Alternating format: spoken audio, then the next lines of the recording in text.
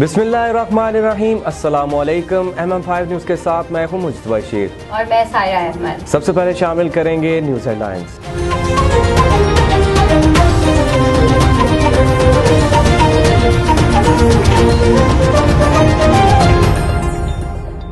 Scotland से दूसरी नौ मुंतखब मुस्लिम पाकिस्तानी नज़ाद अनम कैसर जावेद कल हाउस ऑफ कॉमन के मेंबर की हैसियत से हलफ उठाएंगी।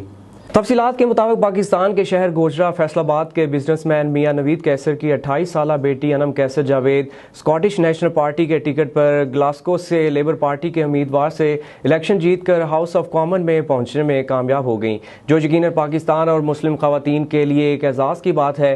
अनम कैसर की कामयाबी के बाद हाउस ऑफ कॉमन में स्कॉटिश नेशनल पार्टी के मेंबरान की कुल तादाद 45 हो गई है।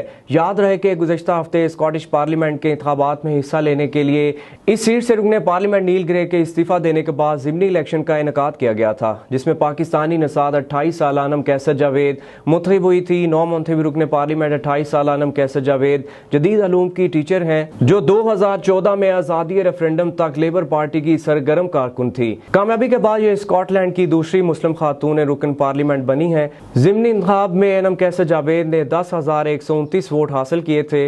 इनके मद्दे मुकाबले लेबर पार्टी के उम्मीदवार 8,372 वोट लेकर दूसरे नंबर पर आए थे। नौ मुंतखब मेंबर पार्लियामेंट अनम कैसर जावेद ने कहा है कि इन्हें उम्मीद है कि वो बरतानिया में अक़लियती पस मंज़र रखने वाले दूसरे लोगों के लिए एक रोल मॉडल बनेगी।